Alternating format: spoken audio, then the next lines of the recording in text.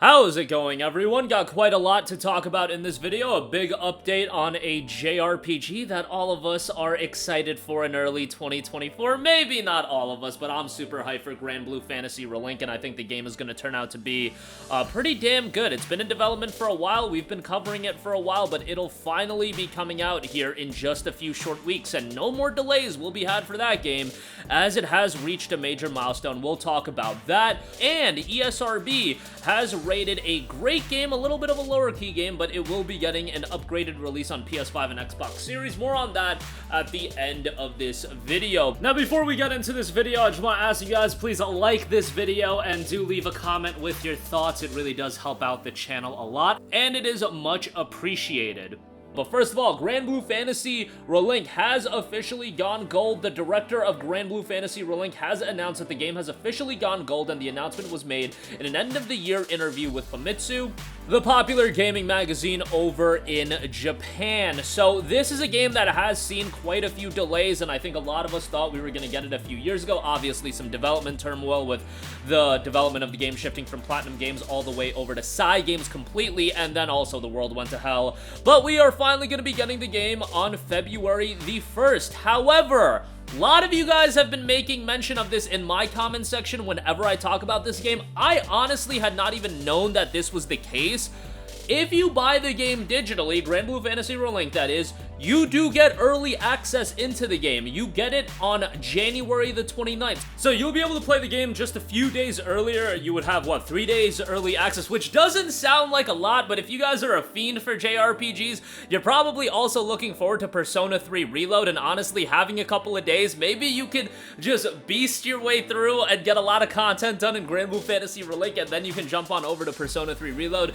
Honestly, I would not be doing that. I would be getting both games, and if you are interested in both games, of course, I've seen a lot of people say they're excited for one or the other, and then they would get the other game on sale, which I think is a perfectly fine way to go. With games like this, I think it would be best for people to just take their time, go through it as they would go through it, not rush so you can play everything that comes out. The games are always going to be there. Yes, it is going to be a chaotic month in February, and God bless to the people that are also picking up Like a Dragon Infinite Wealth. Like, if you're picking up Like a Dragon Infinite Wealth, Granblue Fantasy Relink, and Persona 3 Reload, which I will be doing, and I will be picking up Tekken 8 as well. Like, if you are picking up all 4 of those games, but even 3 out of the 4, you are going to be absolutely swamped with games to play, which, let's be real, that's a good problem to have, but it is going to be a hectic period. I wish, let's say, like, Tekken 8 or Like a Dragon Infinite Wealth. I wish Like a Dragon Infinite Wealth, because it would be perfect, came out on January, like, 18th or 19th instead of January 26th, just so we would have a couple of weeks before the big JRPGs come out to coincide with that, because I think most people are not going to be able to beat Infinite Wealth in a week. Like, that's just not going to happen, unless you're an absolute fiend with that game as well. But nonetheless, again, these are good problems to have. I've said it over and over in videos, but I am so excited for Q1, you guys, and I feel like my excitement has to be palpable at this point through my videos, because this is, like, if you're a fan of Japanese titles and Japanese RPGs, like, this is gonna be one of the greatest periods I legitimately think in gaming history. Like, am I being a little bit hyperbolic, guys? You let me know. But when you got Granblue Fantasy Relink, when you got Persona 3 Reload, when you got Final Fantasy 7 Rebirth, when you got Like a Dragon Infinite Wealth, like, look at those 4 games in the span of 1 month. That's insane to me. And, like, bro, I remember years ago where JRPGs felt like they were on the downside over here in the West, and now look at it. We're in a totally different ball game, and everything's going swimmingly, and I'm just really, really happy about that. So yeah, nonetheless, Granblue is one title that has gone gold. It is $59.99. There is a deluxe edition that is available. That's $79.99. That'll get you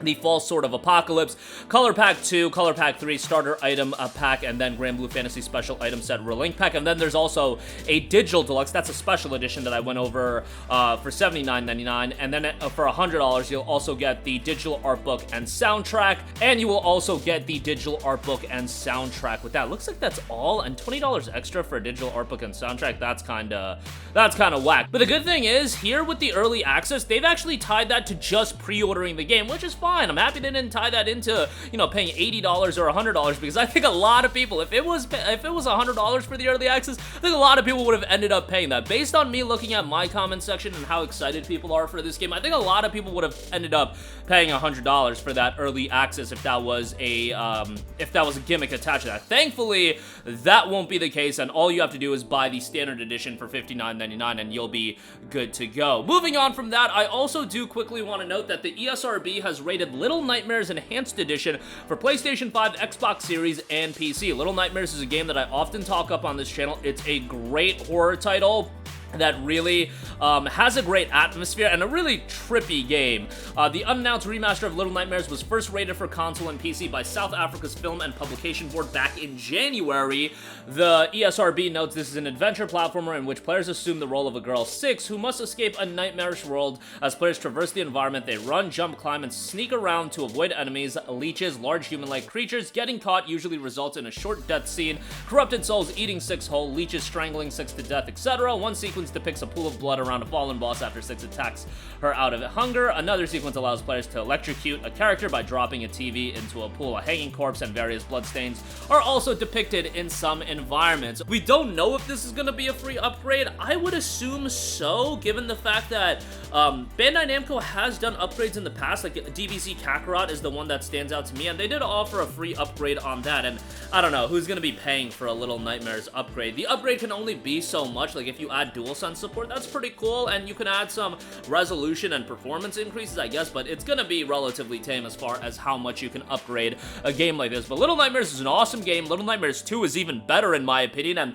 I feel like the better idea would be to do some sort of Little Nightmares Enhanced Collection where you bundle in both games. I don't know, maybe do a physical release, price it at $29.99, $39.99, somewhere around there, include all the DLC and whatnot, and I feel like that would do okay. And Little Nightmares 3 is in development, which is another one of, this is another one of these IPs. I'm not saying it has sold millions upon millions of copies, but Tarsier Studios has found a niche for themselves, and they've popped off with a new IP, and they were a relatively unknown studio prior to Little Nightmares. It's not like they're super well known now, but I'm happy that Bandai Namco kind of invested into this IP, and now we have something that looks like it's going to have a little bit of lasting power, given the fact that we do have a third game in development as well. So happy about that, and happy to see the success across the board for them. If you have yet to check out Little Nightmares, it's a game that readily goes on sale. You can get it for $4.99, $5.99, around that range, and when this Enhanced Edition comes out, I'm sure the price will appreciate a little bit, but I doubt it's going to be anything too much. So, excited for that. That should be coming, I would imagine, sometime in 2024. They're not going to have an ESRB ratings listing, and it coming out in 25, and I don't think it's going to make the 2023 release, guys. I just don't think, I think it's a little bit too late in the game for that, but nevertheless, that'll be on PS5 and Xbox Series. Currently, the game is available on all platforms spanning Switch, iOS, Android, PS4, X1, PC, all that good stuff. But that is going to do it for me. Again, Granblue Fantasy Relink has officially gone gold. Be on the lookout for that game. I know a lot of you guys are super excited for it. Seems like there is a little bit of an audience for this game and a separate audience for Persona 3. Definitely a bit of a crossover, and I would still think it would be ideal if these games were released separately in different times, but what can you do? Games gotta come out when they gotta come out, and these companies gotta make a return on their investment. So yeah, super excited for it, and I have said it in the past, but I plan on doing a full video on it, talking about Granblue and Persona 3 coming out in the same week. I personally am more excited for Granblue Fantasy Relink. I know some of you guys are gonna think I'm absolutely insane for that, but this is a game I've been following for a long time. Persona, I like Persona. I'm just not as crazy about it as a lot of other people, and I already played Persona 3 on the PS2. The remake looks great, and I'm gonna have a good time with it, but Granblue as a new experience, one that I've been following for like 6 or 7 years, excited about this one to finally come out. And Little Nightmares getting an Enhanced Edition release on PS5, Xbox Series, and PC. It will be coming to PC as well. That'll do it for me. Let me know all of your thoughts in the comments section down below. Sound off there. Thank you for watching, and goodbye.